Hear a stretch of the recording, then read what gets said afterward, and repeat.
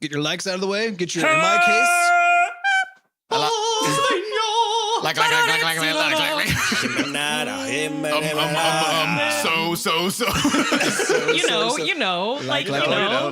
So. Butterscotch shenanigans.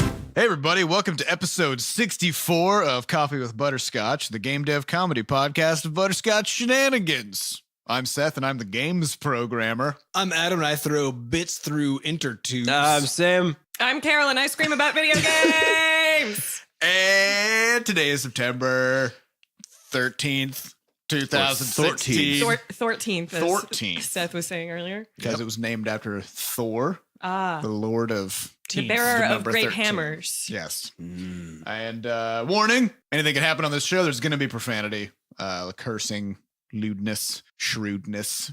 Possibly nudity. Yeah. Nudeness. Mm-hmm. So we'll just describe it to you. Excruciating detail. Oh, it's horrible. It's horrible. Graphic. Oh, God. We'll also make you listen to it. Yeah. So if you're not into listening to nudity, I think if you can hear nudity, that's pretty much the creepiest form. Although that's some good nudity. You might hear a lack of beard brushing against Sam's microphone because his face is nude. But now you'll hear the whisker. The whisker sandpaper sound. That's the sound of a naked chin, my friends. Yeah. I shaved my beard off. So I guess the point of all that was, hey, if you don't want to hear nudity and profanity, then go away. Okay, let's get started. What happened in the past? Okay, so I need to talk about something very important. What happened in the past? I found a huge caterpillar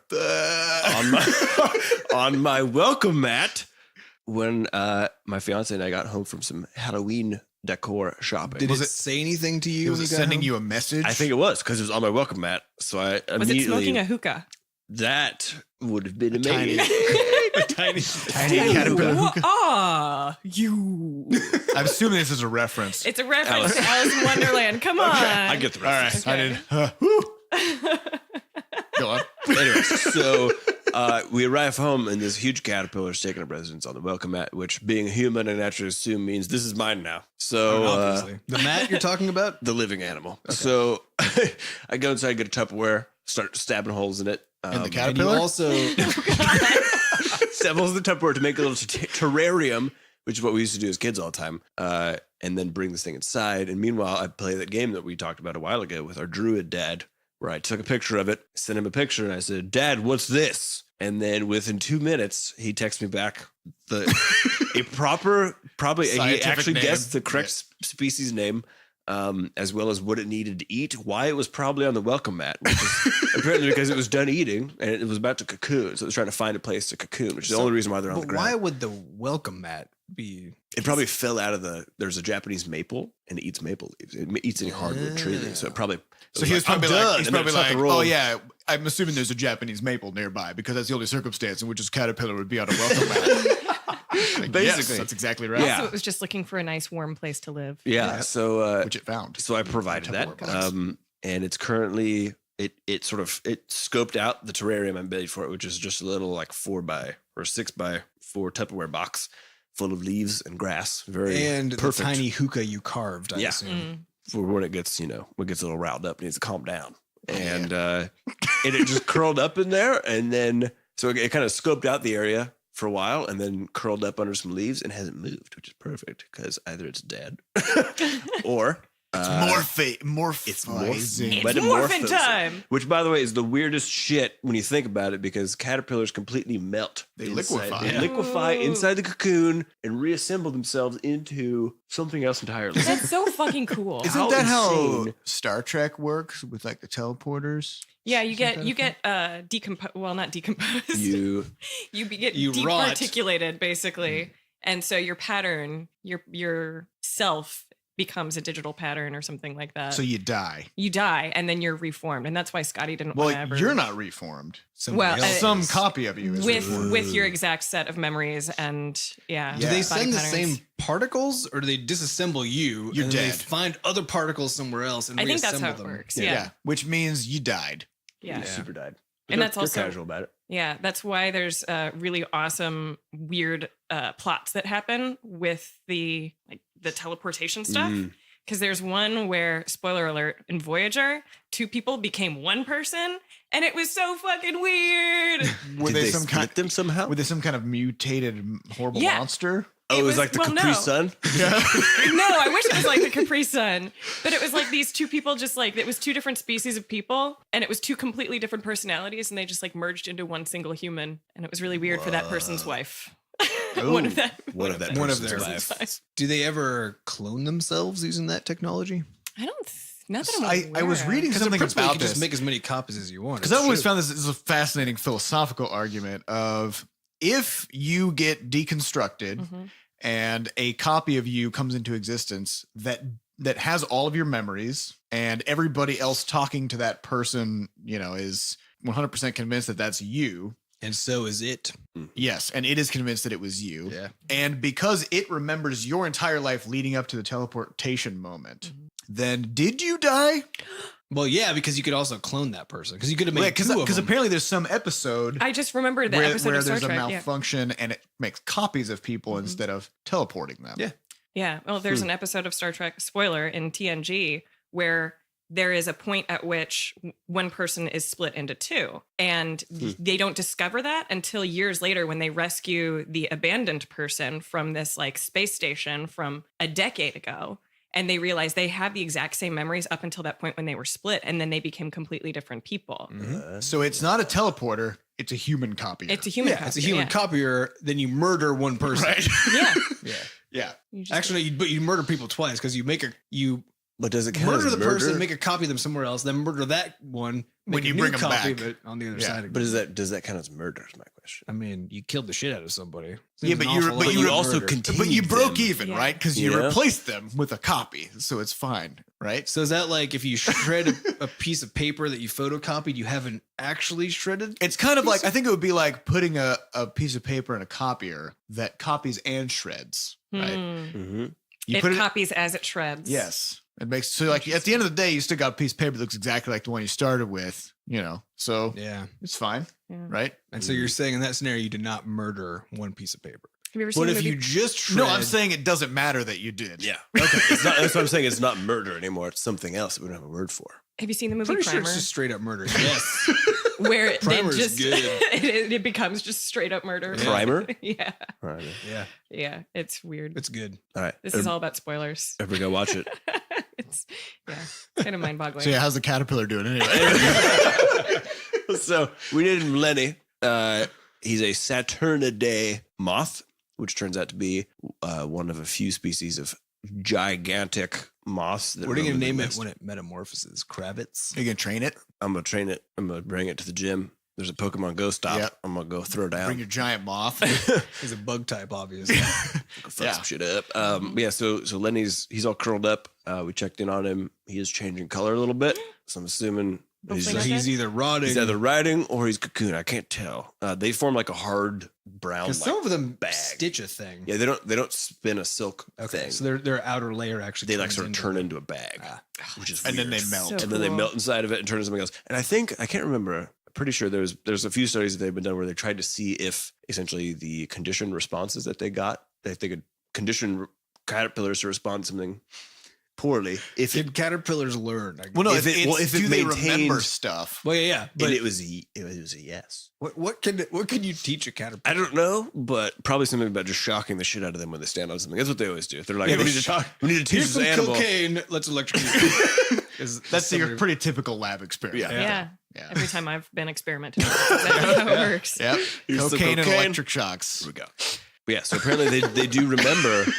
They do remember across the metamorphose line, which is even crazier. I wish there was a They thing. melt completely. I wish But there was maybe a their thing that brains don't. humans could do to level up like that, Because like caterpillars are just kind of like this dumpy little like pudgy tube. You and do like then- the final form. Yeah, and then they're just like, okay, I ate a shitload. Now it's go time, and then they just liquefy and become this badass flying monster. Speaking of eating a shit, though, these caterpillars eat 86,000 times their weight in 2 months What? I can while relate. preparing for this. They don't weigh very much. They don't weigh very much, but still, Proportionally, That it's is- still. that is an unreal. How much does a person eat and as a function of their body weight over their lifetime? over their whole lifetime? Yeah. I don't know. How much do you eat a day? How Like a much do couple you- Depends on pounds how or much you something? poop. You probably eat a Seth pound eats and like a- 8 pounds of meat a day. So he's a Yeah. top level example. So it would take me. Was that like 20? It'd take me like 30, it'd take me like a month to eat my body weight at that Okay. rate, right? Mhm. so you're 12x every year. Yeah, that's not even close Not to even Caterpillar. They got a lot of, they got to melt. Some good eats. They got to do some stuff. Yeah. That's pretty radical. But aside from my Caterpillar news, Also, leaves have like no nutritional value, so you probably have to eat That's that many true. leaves. but apparently they don't cause that much damage to hardwood trees because everyone's always like, "Oh my god, these caterpillars are fucking up my trees." Wait, do they 'cause eat the leaves or they Yeah. eat the tree? eat the leaves? Oh, pff. But you can have You can have grow, caterpillars. You can just grow those back. You remember those what were they Tent called? moths, Tent tent worms. Tent moth worms things. They would form these big nets on the trees out by the driveway, and then you had to go out there with like a flamethrower and burn them out because they would just eat a whole tree and kill it. I assume the flamethrower is That was one that just for doesn't fun. hurt trees. Well, no. It's I a mean, tree. It's better just it's a scorched earth policy, so you just burn off. Yeah. Oh, I see. It's The like it's reason- like amputating an infected limb. Yeah. Well, the the reason reason we the use- trees die isn't because the worms eat them; it's because you have to use a flamethrower to get the It's a worms very off. complicated In ecosystem retrospect- of consequences. In retrospect, there's probably a better tool to handle that. But when you're a teenager and you have a chore to do, and there's And you've got And a a flamethrower. flamethrower. You just Flamethrower have a nearby. flamethrower. when you're a flamethrower, everything looks You know, like a kids nail. will be kids with their You know, flamethrowers. This is what it is. Yeah, whatever. But anyways, I want to talk about some industry stuff this week. Actually, a little more than usual. There's been a bunch of cool stuff in the news recently, interesting stuff. And the first one I want to talk about is Super Mario coming to mobile. So let's talk about that. Yeah, I'm really curious how it plays because I love old Mario games, Yeah. but I get really bored of them because they all play exactly the same on console. And so I'm really curious. They are saying that it's going to be a single, It's like an a endless single, runner. a single touch input. So you can play with one hand and just hopefully So it's it's just really jump well timing. designed for mobile. Yeah. But I'm kind of curious because I'm a little bit wary about Nintendo's ability to actually harness mobile after Miitomo, which I thought was poorly designed for mobile and just like didn't really like tried really hard, but really didn't capture what they were trying to capture. But what was it? They were because to me that was the most confusing thing about Miitomo is I looked at what it is and it? I used it and I was like, why? So we need Why probably a does it even brief exist? synopsis of Miitomo. Yeah. Because I didn't know what this was until earlier today. Yeah. So for our listeners. Which is also an important point, I think. That you weren't even that you aware weren't that it even was a aware of thing this, that yeah. happened. Yeah. It was Nintendo's first ever foray into mobile, and so this was their mobile app that they released as a kind of a social networking app with Maybe the 6 memes. months ago. Something Yeah, like that? it was something like that. Yeah. And you sign up with your Nintendo account, you create a me, and you add your friends and you answer questions like totally inane live journal style, like, what did you eat for lunch today? Sort of questions. And you just have conversations with your friends as me's, which is really cute in theory and can be really funny. But my issue with it was just that they didn't design it well for like short spurts. And it was like when you logged in, you just got repeated pop-up notifications, and it was just like the barrier for entry was just really kind of frustrating. Right, so it didn't for me. feel like a normal mobile experience Yeah. where I think you just pop open when you got a moment and do a thing and then put it Yeah. away. Yeah. Interesting. Yeah. So the format of the Super Mario game is it's a runner. Mhm. So they've already gotten, of course, critics from every corner of the internet are like, "You're making a runner," which is one of the most saturated genres on mobile. They are making a runner. Super Mario would be But with vertical. that IP though, I mean they got so much IP power. Yeah, it's gonna be ridiculous. But it's also the interesting thing is that it's gonna be pay up front. It's gonna be a premium game on mobile, and so people are starting to just I think they're are. gonna sell the fuck out of it. Oh yeah, they will. People are openly asking sort of what they think the price is going to be. So just to go around, let's take some future bets. Wait, before we even do it though, are they also gonna have IPs? No, So no IPs, pure pay up front. pure premium. That's At what least according that to- was what was implied. Nintendo. Well, no, they said it in a. Oh. Yeah, I looked it up before this. They said it in a little. I mean, who knows what will actually happen? Yeah, it might change, but Things change, yeah. But another, I just want to say before we even speculate on price point that I'm really glad that one of the big players is coming in and being like, guys, Come on. come on, let's go back. It doesn't have to be the way that it is right now, right? People will buy stuff if you give them something Of value. Of value, Right. Yeah. It's like the scene in South Park where Jimmy makes peace between the Crips and the Bloods by having a lock-in and Right. saying, "Guys, come on." And they're all like, Yeah. "Yeah. Come on. what do Come you on, guys? guys." What do you think the price is going to be? Well, historically, Nintendo for mobile games has charged $30. I don't think that that's going to fly in the mobile market. Mobile as in handheld? For handheld, sorry. Yeah, handheld games has charged $30, 30 to 40, depending on the console. Right. True. So I think, and if you look at other previous Nintendo IPs like Final Fantasy coming to mobile, those are usually $15-$20. Yeah. How much are those on handheld though? Or do they 30 have or 40. Okay. So they still knock it down significantly. Yeah. Yeah. Okay. I'm hoping it's at least $10. Yeah. Yeah, like because Nintendo, there aren't very many players in any of these markets that really could go in and just be like, no, we're going to change how things are. Mm-hmm. Yeah. And Nintendo's one of those few that really, who knows if it'll be successful, but I think they could sell a Mario Runner for $10. Mm-hmm. Well, that's the interesting thing because the running genre is so devalued now, though. Yeah. I think this is one really interesting But problem. I think Nintendo though is sort of genreless, right? Because you don't see it as a runner, you see it as a Mario game. Yeah, well, you could think That's the true. same thing about the sort of like geography-based augmented reality area, which was dominated by Ingress. Mhm. And by dominated, I mean very few people played it. Right. And there were a lot of conceptions about the feasibility of that kind of stuff, right? And then Pokemon Go happens, and the whole universe has it on their device, right? So because of the strength of their IP, they just get to change the rules. Yeah. And change people's perceptions of things. So hopefully they embrace that and they don't just go, well, mobile. It's $3. Yeah. Yeah. I'm really excited to see what they do because I think that could be, and especially that the relationship between Apple and Nintendo is, at least in this specific instance, is positive enough that they're kind of working together to do this because Apple has also been kind of moving in the direction of favoring premium again, and try to move back towards that model. And so I don't know. I think it's a good thing for. Well, especially with that, space. someone's remarking that Nintendo does not put their games on any other system.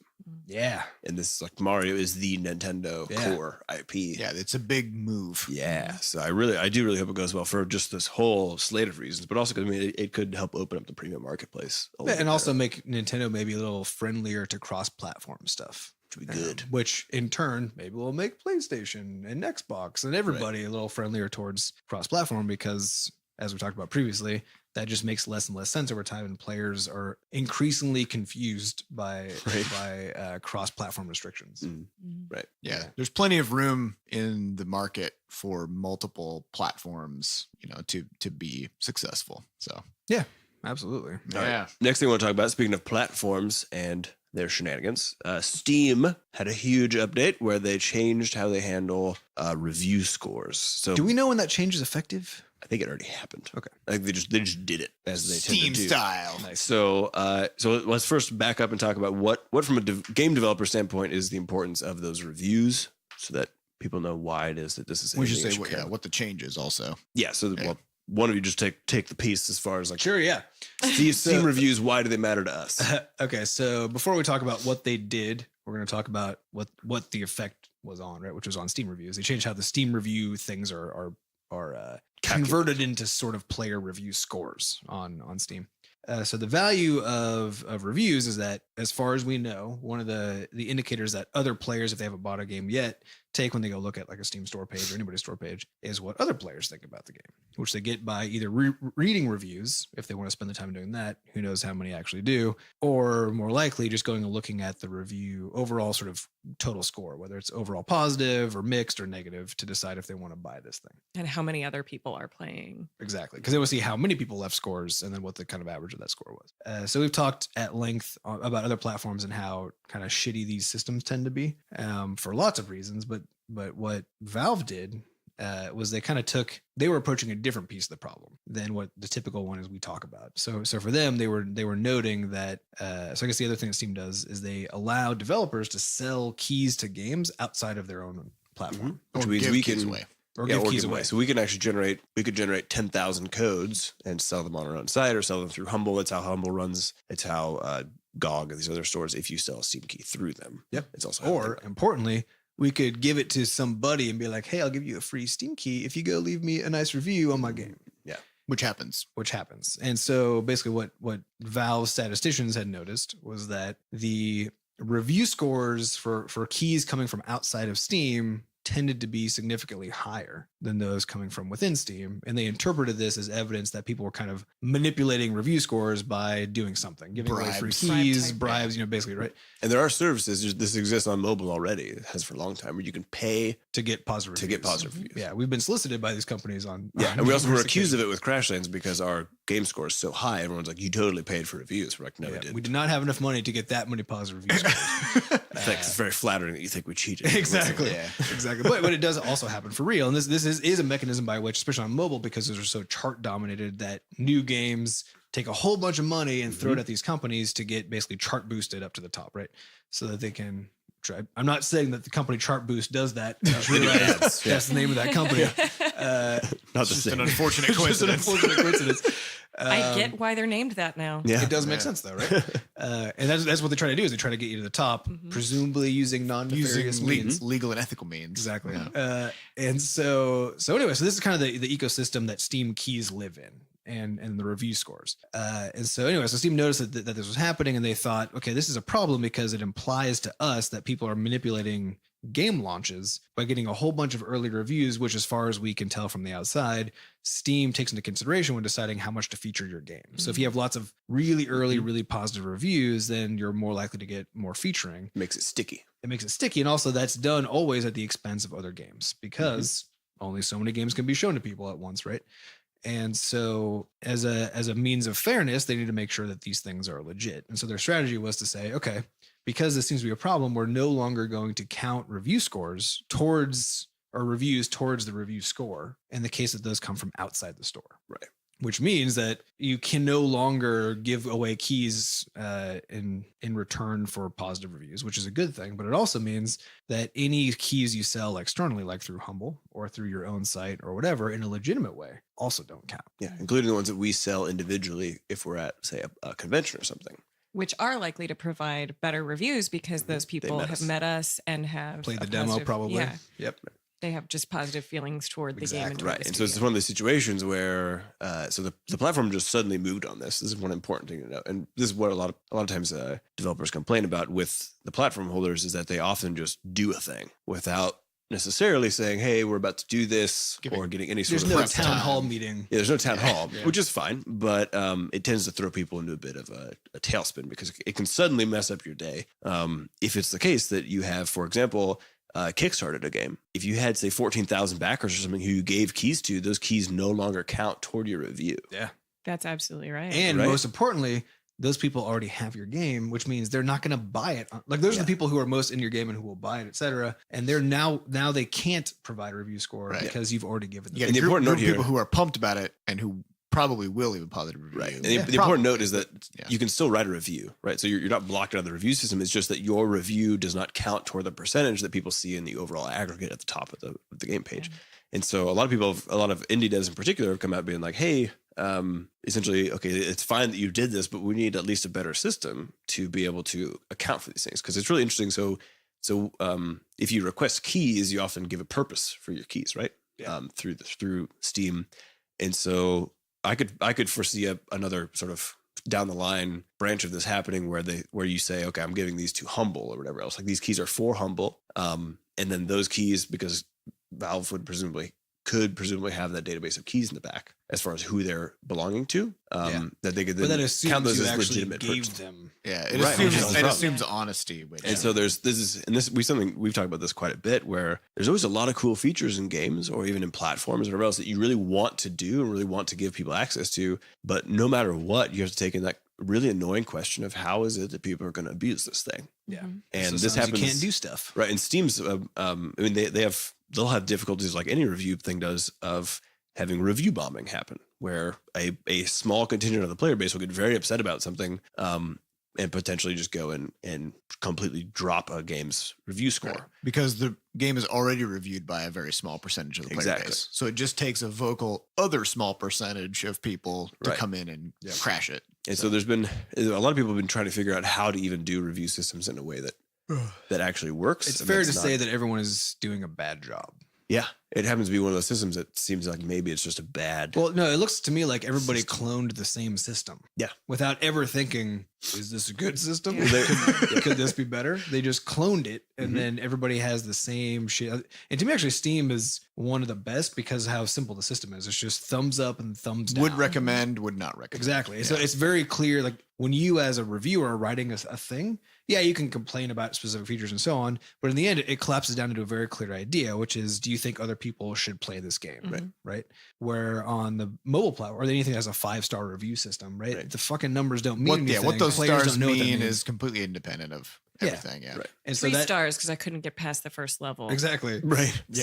So there's you're not incentivized to do anything in particular. So you just do what you want. And what players tend to do is attempt to coerce those systems into things that allow them to control the product that they're trying to get, which you do see on Steam with review bombs, but you see it much more so. Will change review once developer implements does X thing. Right. And they also have that feature on Steam, which the mobile storefronts currently don't have still, which is the you can suggest that you found a review useful, right? Right. Which means that instead of having a dog pile of like just a ton of reviews or whatever else from people, or I guess even you can just see essentially which reviews people gravitate toward most as far as what knowledge they're actually getting as far as purchasing the product goes. And so you'll have the best reviews essentially drift to the top. And that actually makes it so that there's higher quality reviews. Like if you read the top Steam reviews, they're usually hilarious. Yeah. They're usually very funny. Like there's a whole Steam sort of culture community around writing these ridiculous reviews. They usually run really good games, right? They write just really sassy, funny articles that are actually fun to read, which is not the case at all. This also kind of reminds me of the recent edition of the recent review score to Steam. Because it's an interesting problem Which Apple also has. Yeah. On iTunes. Apple has it for recent versions of the game. Right. So every time you put a new version of the game up on the App Store, then it starts over with a new batch of review scores that it shows people. Even for super simple updates, like we fixed this tiny little bug halfway into the game. Or we fixed a typo. Yeah, a complete refresh of reviews. Which is why in some cases people are very wary about, like if they have their game being well received, they're very nervous about the idea of updating it. Because then it strikes all those positive reviews. Yeah, and a bunch of early bad reviews will then make everybody be like, "Oh, this must have gotten worse," right? Even though it's just a statistical anomaly of. Yep. Yeah, because if you see 5 bad reviews and no other reviews, but it's just because you just updated it 15 minutes ago, then that will hurt your game, right? Yeah. But with the concept of the recent review score on Steam, it's a 30-day sort of like trailing. Yeah, it's a rolling average kind of deal. But what's interesting about that is, and this is particularly true for people who are really into a game, is it always happens that people are more excited about a game when they first get it than they are several months later, right? And the more time people put into an individual game, the more they notice the flaws and the more they scrutinize things. And so it's always kind of like a weird, ironic thing when you see somebody who leaves a review score and they say would not recommend, and it shows how many hours they have, and they'll have like 3,000 hours in the game. And they're like, nobody should play this. Here are all of the following things that are wrong with this game. When really they've still enjoyed it enough to put 3,000 hours into it, but because they're so close to it now, they're gonna downvote it, right? Yeah. So recent review scores are actually typically, and if you look at most games, Trend negative. they tend to be More negative. They tend to be more negative than the overall, right? Which is, I think, a very interesting. Well, it's weird because what problem was that an attempt to solve? I guess I suppose people putting out bad updates or something. I think it was probably an attempt to solve the struggles of early access games. Yeah. Where, if they have unimplemented features and things are broken or whatever, and people leave negative reviews at the start, and then they improve the game over time and they add new stuff, and then they count over time. It goes up, right? Because early access kind of works the opposite, where you launch something that's basically potentially broken in a lot of ways. And people are supposed to understand that. Whereas when you launch a finished game, then it's supposed to be good to go and everything's positive and it trends the other direction. Yeah. Right? I wonder if they just need a completely separate system for early access reviews. Like once you actually launch, they just wipe the slate clean, but maybe that would also be damaging. Yep. I mean, there's just so much nuance to it that it's hard to say any one given system will work. Well, it's a tricky thing. I think Adam's point is just that basically the way everyone's done it is just the way everyone has done it from some arbitrary point way back when. We need some metric, right? When what you game needed is good reviews and what's not. And there is a kind of that question of both what is this supposed to be doing and what system could better serve that purpose. And I honestly don't know because it's like a really hard one. And this has also been a problem. I think there's an article in New York Times about sort of the savagery of the modern citizen when it comes to doling out reviews for things, because everybody's basically a boss now. And so they talk about Uber. You go to a restaurant, you're like, I'm gonna review this on Yelp. You can review it on Yelp. I didn't like the clam chowder. And they talk about how it starts like it slowly turns people into their sort of worst envisioning of a boss, right? Where well, it takes the customer is always right model, which is the worst fucking model. It gives them a lot of power, right? Yeah. Right. Or it gives you a perceived power. Right. Well, actually, real power. In the case of Yelp, it does. In the case of Steam, it does. And Especially with some of these interesting things like the recent review systems or the update reviews, because those expose moments in which there are essentially weak points where one person can suddenly have like a huge weight in terms of overall score. And so the article is basically talking about this is actually a huge problem. It's industries wide. It's just a general problem people have. Now that everybody gets to review everything. Yeah, because on Uber, they had the same thing happen where, of course, you have 5 stars technically. Yeah, it's but the same if you don't have stupid reviews. if you don't have above 4.3, you get kicked out. You both get kicked out of the driver system or something like that, and then also nobody actually will accept you as the rider. And the problem is that you can because writers can be reviewed. You didn't know that. Yeah. If you barf in the car, you get 1 star. Yeah, which is weird because. Shouldn't that be 0 stars? You'd be like, I mean, they got in the car, they successfully operated the handle, so that's worth a star. But I think it's an interesting thing because they talk about how it's supposed to be a thing where it sort of keeps everybody accountable and builds community trust, when in reality it actually erodes it constantly. It's adversarial at times. It's adversarial, yeah. Well, and again, it's because no metric has been put on the fucking review system, right? It's just, here's a star. We got 5 of them. Just dole them out as you. What does it mean? With whatever random fucking metrics you feel like. Which is why having a binary one's better because there's less decisions. Exactly. And that's why Steam's is better because, and again, but it's more that they attach a meaning to it. They say, if you recommend it to other people, give it a thumbs up, right? And so now it's not an arbitrary system of just how much do you think this is good. Well, I'm also curious about seeing other metrics come into play, like sort of decision metrics. So, for example, being able to look at a game on Steam and seeing what's the median playtime. Yeah. Right. Like, do people, like, it has a positive review score, right? But have people only tended to put like 30 minutes into it? Or because like if a game has a negative review, but then, a lot of these people who are reviewing it are these people with 4,000 hours in it. I'm like, people are playing the shit out of this. Maybe it actually has something to it, right? So it's seeing those other kinds of metrics kind of mixed in and being visible, I think would actually be kind of helpful for deciding.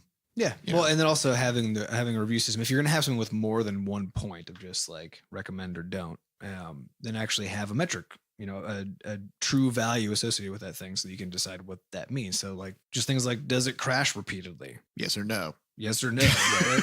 Well, it's almost like breaking the normal categories to get lumped into, say, a 5-star system into discrete systems where you say, okay, would you recommend it on a gameplay level? Yes. Exactly. Would you recommend it artistically? Yes. That sort of thing. Maybe that'd be a more interesting way to approach it. And then never fucking aggregate those, right? Or didn't lump them together into one 5-star review. Instead, show all of the metrics so that somebody who really cares about, say, narrative, they could be like, oh, everybody who has rated this thing thinks it's got great narrative, right? And now you say, okay, this is a game that I could probably get into. Airbnb does that for for places where you can stay. They'll have like cleanliness level, noise level, location, things like that, safety. And that's something that I value a lot when I'm looking at because you can decide what's important to you when you're evaluating that. Yeah. And I think that's a great idea to pull that into something like media and entertainment is like, these are the things that I care about in media. These are the things that don't make much of a difference. Right. And I think pulling in playtime and stuff, because I know that when I look at stuff like Amazon reviews and I'm looking at something that could break, I'm looking at like, for example, cookware or something. Yeah. And somebody leaves a review like, I just got this 2 weeks ago, I love it. And then there's another review underneath it. Yeah. There's another review underneath it that's like, I've had this for a year and it's corroding. Like that's the one that I care about. Yeah. But there's no way to actually gauge that. There's no way to gauge that easily without reading intently. Yeah, because they don't just give you metrics to choose from. They just say write a review and give it a rating. Yeah. Right. Yeah. Well, this kind of actually, not to drive the conversation too much, I guess, but this does kind of come back to our Crashlands creator patch. Yeah. that we're working on because we want to have a thing called the creator browser or something, which is basically a way for you to publish a campaign that you made in the Crashlands creator and make that available to people. And with any kind of system like this, discoverability is a problem. It's like if there's 5,000 campaigns up there, which one do you play, right? And so review systems operate to try to combat this problem, right? Filter the good stuff to the top, like the Steam reviews, how those work.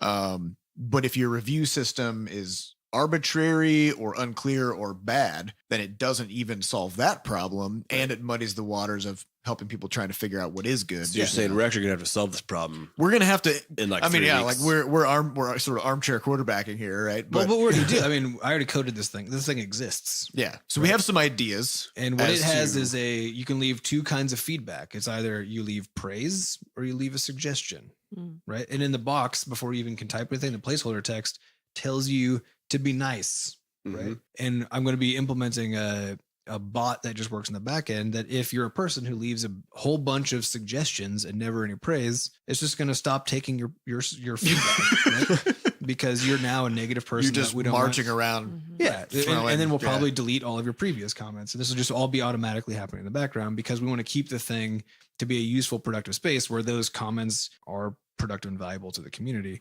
And also every comment should be flaggable. Every comment should be right. Because even the stuff that is particularly frustrating is that, given that the platforms know that people review bomb and that sort of thing, there's no way for other people, although this is starting to exist some places, but sort of the helpful thing, I guess, in Steam does it where you can mark a thing as helpful. But there should be a way just to be like a button that solves exactly this problem, where you just say unproductive, right? Yeah, right. Because then if enough people vote a thing as unproductive, then just delete it. It just shouldn't even be there anymore. Well, yeah. And then of course you run into the Reddit problem. Now people will exploit of the downvote not being something, because the premise of Reddit is supposed to be, if something does not add to the conversation, then you downvote it because it's distracting from what people are talking about. But of course, once the mob gets involved, it becomes, I disagree. I do not want I don't agree with this. I don't like it. And I don't want other people to see it either. It's more than just the mob at this point. It's I like this or I don't like this, as opposed to this is useful or this is not, you know, adding to the conversation. Yeah. So lots of challenges.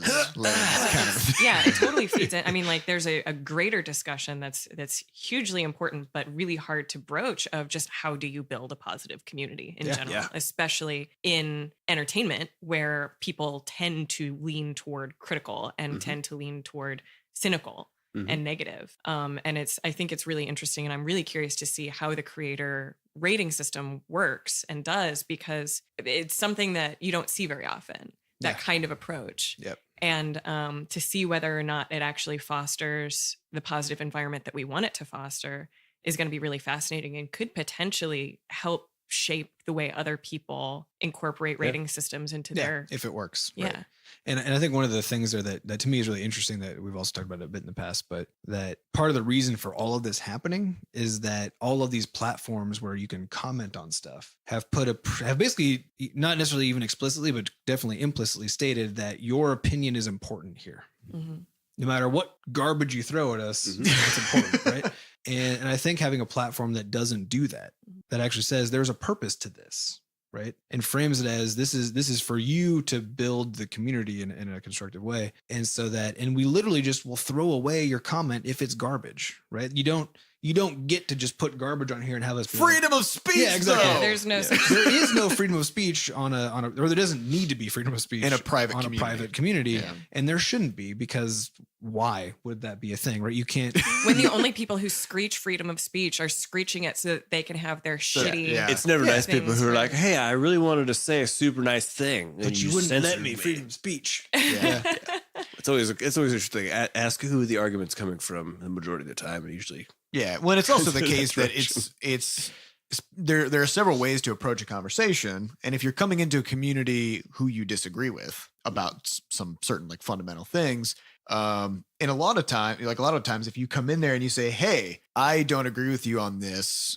here's my opinion, and I'm wondering what you guys think about that. You know, like if you're actually coming into it in an open-minded way, in good faith, then you will rarely, if ever, be censored. Yeah. Right.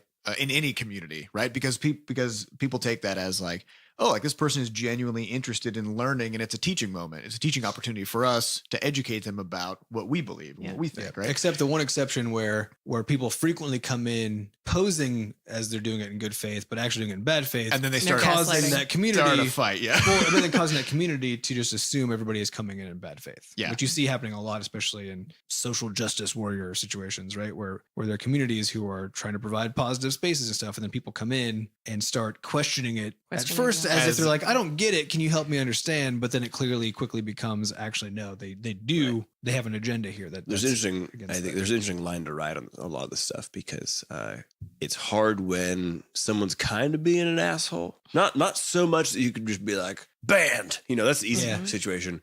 The question is when we've had this in the subreddit actually quite a few times, where just the way someone asks a question, they're just mean. A little aggressive about it. Yeah. And it's hard because you don't want to just throw it out because they're not quite crossing the line. Well, see, and that's exactly it. Is you can just decide if you're close to the line, we're going to throw it out. Yeah, we could just do that. Which I think is to me is the best solution because there's not a question, and it's but only provided that there's a piece of feedback that goes back and says, "Hey, right. We found the way you phrased your question or whatever, since unnecessarily aggressive and hostile, and we don't play it that way. So do it again if you want. Do it again." But it's so weird because people ask a question where they're like, one of them was about how long it took to get like the mega gong thing, and instead of like the phrasing could be. Hey, I found it takes a while to farm up the mega gong. How the fuck long do I have to keep grinding for this thing? Why the fuck did you guys do it this way? This is such a terrible idea, or like that sort of thing. It's just weird because you can always choose. For the most part, there are very few subjects in which you have to take a completely aggressive stance. I feel like I can't really think of any. If you don't think it ever helps. Yeah, if you just want to have like a good community or a good community discussion, phrasing things in a hostile manner just doesn't ever do good because people can't respond actually about the thing. They have to respond about the way that you phrase it. Yeah, which means it should just be removed. Yeah, there we go. Okay, I guess we solved it. Boom, done. Good job, team. Polluting the entire thing. Yeah, I just think anything that's even and it's you should have basically a set of rules that are clear, right? But the rules are about the intention. It's not about the letter of the rules. It's about the spirit of the rules, right? And allow for a lot of leeway so that somebody who thinks that someone's creeping up on a line can just delete it, right? You can allow for really, really aggressive moderation, basically, and then you can keep communities clean. Don't be a jerk policy. Yeah. Which we have. Not even a little. Don't be not even a little jerk. Yeah. Yeah. You can't be a little jerk. All right. Speaking of reviews and stuff, there's an interesting game that came out last week, which has actually been getting good. Couple weeks, I think now. Couple weeks, 2 weeks ago, 3 weeks ago, however many weeks ago. Sold rather well on its first day, and this is the World of Warcraft expansion. Okay, I was waiting with anticipation. What is this game? Yeah, where I'm getting at with this is that the last one also launched to great review and to great hype, and then that died after about 6 weeks. And so what started to become the negativity started to creep in after 2 weeks. Okay. There was an obvious excitement about it because so much time was spent by Blizzard on the leveling. So every time they release an expansion, they raise the level cap. So there's a new set of zones to go to quest through and, all kinds of new things to see. You're getting new skills for your character and new, everything's exciting. Once the leveling is done, then that's where you spend most of your time because you can't go up past the maximum level. It's referred to as end game. The end game. Content. So this is where the challenges of the game start. So all of the interesting, difficult, boss fights and the raids and the group content that you get together with your friends and you every week you go fight these bosses and stuff. And that's where people spend years, right? Because they'll level up to the maximum level in a week or 2 weeks, and now they're at the end game. So, with the last expansion, they clearly put tons of time into the leveling experience. Great cutscenes, voice acting, tons of cool story stuff.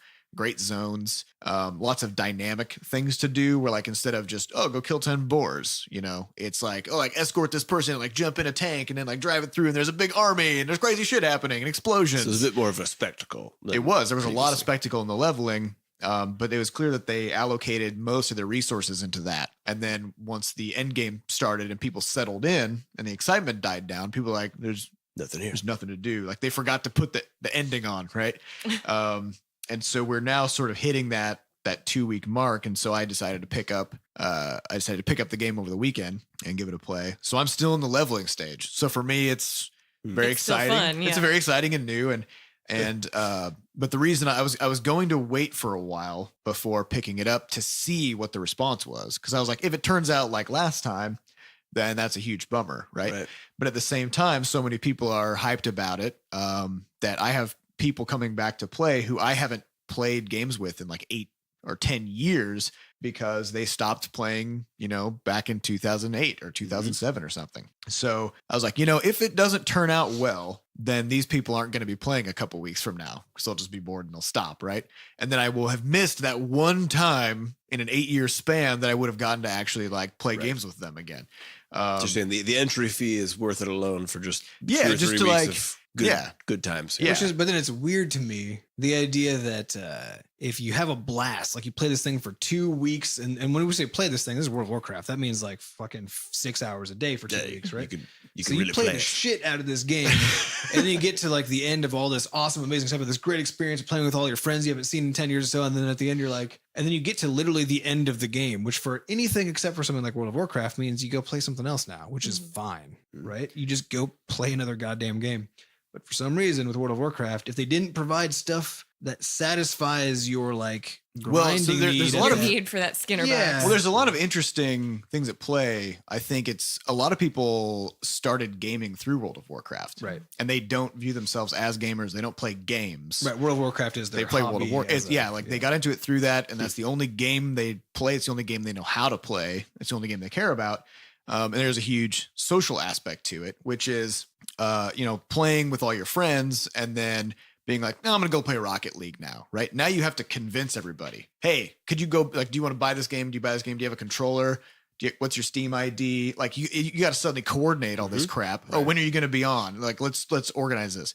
But if it comes about that people just kind of establish the habit of, they get home from work, they have some dinner, they open up World of Warcraft, right? Yeah. And their friends are just there because everybody just goes there. It's like going to the social bar. Environment. Yeah. So because it's such a universally easy access point, then the game needs to provide all these things for you to do because that's where your social space. Yeah, that's where you're defaulting into as your social group. So if it doesn't do that, then people do still get bored because just like sitting there talking to people while like standing around in your sweet armor is not as interesting as going and like doing interesting challenges with those people and stuff like that. So they talk about this with general social game design is that friendships, you want to provide a space such that friendships can emerge from the game content.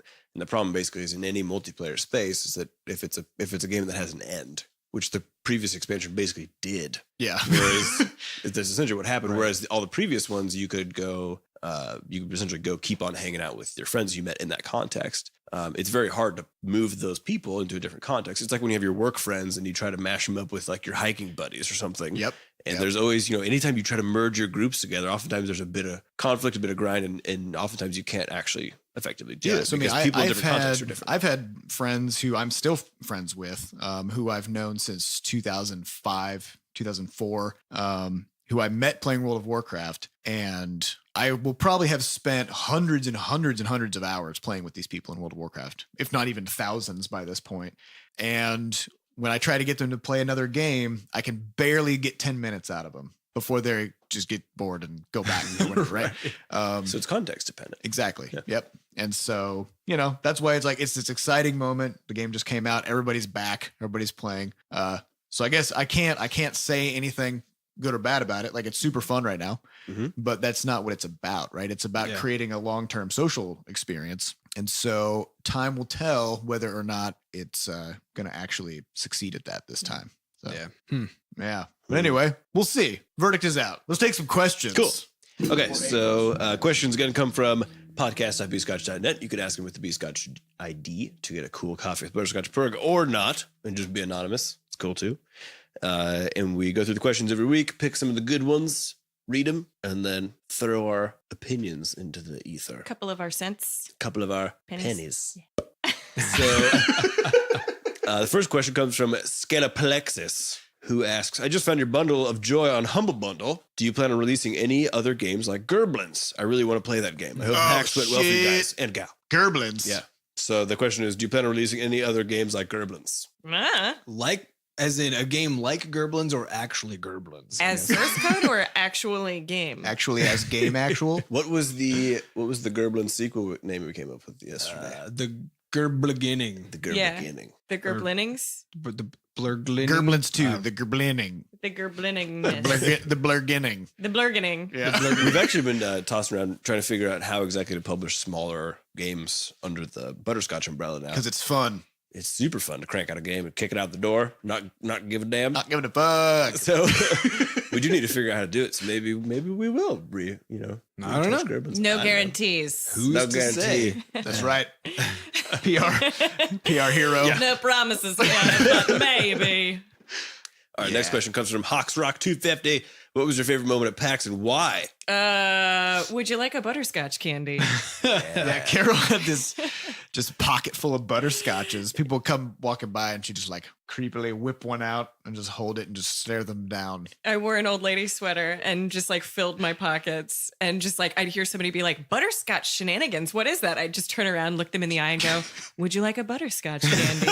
And it's amazing how many strangers will just gladly and joyfully accept My favorite candy. part is that you were wearing a sweater that was actually covering up your My shirt name. So they didn't know. They didn't know if you were associated. Could have been It was anybody. open in front. They're just like, well, yeah, Yeah. I love butterscotch. Yeah. Okay. This is just some random old woman who just hangs out by the Butterscotch Shenanigans Yeah. booth. She just loves candy. But like seeing people's joy, like the joy on their faces, as soon as you say the word butterscotch candy, everybody had the same reaction, unless they were like, no, sorry, that's bad for your teeth. I'm not into Right. that. There were a couple of those. Yeah. Or people who don't like butterscotch, which I don't quite. There was one.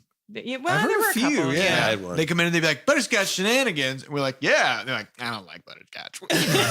How can you not like it? Well, It's just like the spirit. slightly burnt sugar, Yeah. you know? Delicious. So Like, how good. could you? But yeah, that was one of my favorite memories. That and I did a karaoke night. It's like my new favorite thing to do at events is like Mhm. book karaoke. If in the future, if any of our listeners are at an event that we are at, chances are Carol will be somewhere Singing Singing just, karaoke. screaming Britney Spears into a microphone or something. I didn't do Britney Spears this time. That's good. I did "Bitch" by Meredith Brooks. It's a great Ooh. song. That was a good one. That's your favorite song, It isn't is my favorite song. Yeah. It's my favorite karaoke song. Yeah, that's a good one. Yeah. We'll be doing this more often in the future. Yeah. Gotta figure out what everybody's favorite go-to karaoke song is. Mm-hmm. All right, next question comes from Kevin 888 who asks, in light of the No Man's Sky controversy in which the universe was generated and was not interesting enough, or boring, as I'll say, what are your thoughts on a game with a confined space with extreme detail? So would you ever make a game like Gone Home or The Last Express? I love that kind of game. I think the level of connection that you can have to the environment and to the characters in that environment, that it does such a great job of purposefully world building as opposed to just letting the world build itself and just kind of you fill in the gaps because the gaps are so huge. Right. You have to fill in the gaps. Mhm. But games that are so purposefully designed like that, I think there's a lot of value there.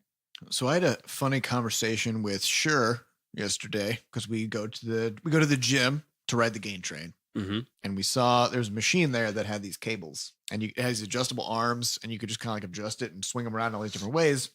And in all these gym machines, they have a little display that says what kinds of exercises you can do. And this one has a huge display on it. Yeah, it's And like a 8x10 grid or yeah, something. they're of- just like, here's every body part and here's 10 exercises you can do for each of them. And so Sure and I were looking at this and we're like, so is this like the No Man's Sky of gym equipment where they're like, we made this thing and even we don't know what you can exercise with it. Like there's so many things you could do with it, right? But at the same time, so I'm looking at this and I'm like, I still just prefer not using this and going to use a machine that's actually designed to do the thing that it's supposed to be doing, right? I think having a designed experience has a lot more potential to mean something, and have a good experience for the end user, right? Because if you just throw randomness at somebody that they can just kind of like do whatever they want with, it doesn't, like, that's what the world is, right? Like when you just walk outside, you can do whatever you want out there. Why do people not like walk out into the yard and just have their minds fucking blown every day? It's because it doesn't mean anything, right? Like nobody deliberately like created that experience for you to have to feel something or for it to mean something. Yeah, Right? but what's interesting is also there's games like Spelunky and Binding of Isaac that are partly randomly generated, but partly very, very carefully designed to create a really powerful experience. And I think that that's a really interesting cross section of the two, because if you can do both, it's good. Yeah, you get a lot of indies who, like, you hear about the idea of procedural design as a shortcut, you know, which I guess in some cases might be easier for people to just to experiment with as a means to creating a larger experience. But I think to be able to actually harness procedural design to create that kind of intense, very intended experience, is a really exciting thing. It's not a shortcut. I mean, like anything, you can take any game mechanic and just be like, bleh, you know. But like anything, if it's used well, then it's not a short. It can be used as a shortcut to generate, you know, content in the nebulous term of there's something there. And I think that's a thing that exists. A thing that exists. And I think that's what a lot of people use when they disparagingly refer to procedural generation. I mean, and to be fair, that got really big all of a sudden, and everybody was doing it, which means most people were not doing it well, because like with the original instance of it were very carefully thought out, you know, things to provide those kinds of really cool experiences. And like with anything, when it becomes popular and people just start using it because it's cool, you get a lot of bad stuff out of it. Yeah, actually, one of the earlier games that I can think of that used the concept of random generation was Diablo, where that was one of the big selling points of the game, because this thing was like not a thing that people really did or understood at the time, but they were just like, yeah, every time you play the game, the world is generated differently. People are like, holy shit. But the fact is, the content of the game was universally the same, right? So what you're fighting, what you encounter, the things you find, what you can do, it was all very tightly constrained, just in a randomized physical space, right? And I think the problem with, and the trap probably that No Man's Sky fell into, and in some sense, like the people who took the idea and ran way too far with it, is that having a lot of randomly generated stuff is the same thing as having interesting things to do, right? Because you still need to design the things that you do. Just having things is nothing. Is insufficient. Right. I think it's just super interesting that you have, so as far as, you know, the opposites here, you have Gone Home on one hand and No Man's Sky on the other hand. When you talk about sort of delivering a meaningful experience, both of them can do it. One of them does it by generating a fucking universe. The other one goes into someone's house and just designs that down to the letter. And so it reminds me that the whole idea, it's the turtles all the way down thing we always joke about, but the idea of just having, if you work in a field, or if you get super into a particular hobby or whatever else, you can focus on one thing, like woodworking or video games or anything else. And if you look at it with enough detail and generate more and more lenses to look at it through, then there's just an infinite well, essentially every single time. And No Man's Sky versus Gone Home is sort of, to me, the interesting difference between those two, because you can literally generate an infinite well for people to go, or I guess puddle, as they refer to it in No Man's Sky, for people to skip across and check out. Versus very narrow but deep well. Yeah, exactly. And that's what we did it with Crashlands in terms of mixing them both, where we did procedure generated world, but then all the stuff is handcrafted as far as the story goes. Which I think is a fantastic way of doing it. It's a good blend, because like we wanted to make an endless experience if you wanted to keep on running around and doing that particular aspect of gameplay. But really, we just needed room to put everything. Yeah, exactly. We simultaneously recognize that a place that is random as far as the quests and as far as everything else, frankly, just where we're at right now is just too hard to pull off to make it. Well, we experimented with the concept at the beginning of randomly generated quests and quest givers that would sort of like randomly assign things, but it felt completely meaningless. Yeah, right? Because after you see the second, like, because you essentially, they're not random. You fall into certain archetypes of quests. Go get this thing, get that, and the patterns become naked. Yeah, and then suddenly it doesn't mean anything, and there's never any change up. So we have stuff in Crashlands where someone will go tell you to like bring a bomb to someone, and then we make it look like the person exploded because you brought them this bomb. Right. Which we wouldn't necessarily Which in a random quest that would require several steps of planning through this random system somehow. Or not even being able to happen, right? Yeah, so exactly. we're essentially able to break form a bunch by actually designing the experience. Yeah. I think the other part of it too is that randomized questing. If the people mostly like quests. Sure, the story helps them get into the quest, but they're mostly looking for that reward at the end, right? So you do need both of those things. And when it's randomized, the sort of story component can't be deep because it just doesn't work that way. But also the reward that you get can't be meaningful, deeply carried out and meaningful, because if it is, then it's probably going to break balance somehow. Unless your whole balance system for the game is tied to the random generation of quests, so that things are fed to you at the appropriate time. So you could, if you made a complicated enough machine, you could probably get some cool stuff out of it. Here's the weird thing about it. You might as well design. But it's not even gonna, it's not going to be better than just design. Yeah, exactly. If it took us 3 months to basically implement all the story in Crashlands, might as well make 3 months of story. Might as well just, So if you're going to take 3 months to build, 3 to 6 months to build this procedural generation engine, which will actually still have a lot of shortcomings versus a human crafted story in terms of its ability to leap all over the place and deliver a bunch of interesting content versus just a bunch of content, then you may as well just do it yourself. Be a human. Procedural generation for the sake of giving somebody an endless playground to play in loses its power, I think, very quickly. It's if important. There's no toys on the playground to play it's with. important to know, which parts of the playground need to be vast. Like procedural generation for the sake of making a world feel more lifelike, I think is really great. Absolutely. And that is how that's what makes games like Binding of Isaac and Spelunky work, is because it feels like you're experiencing something new every time, even though there's a purposeful underlying goal. I guess if you want to take the playground analogy to the max, it would be like saying, this is an infinite playground, but all it is just sand as far as the eye can see, right? And you're like, well, I mean, technically it has one of the components of a playground, which is a place where the playground would be, right? Versus somebody being like, oh yeah, here's a place you can play, and there's there's some stuff to jungle do. Gym. There will be monkey bars, but you have to find them. There will be a slide and some swings, but you're gonna have to hunt. Right. But just having. Well, now you'll find pieces of them while you're hunting, and then you can assemble it, and then eventually. Well, there's always three. That there has to be sounds 3 cool. pieces. That actually does sound pretty good. Playground Tycoon. Sandbox, the game about sandboxes. Yes. Sandbox game. The sandbox game.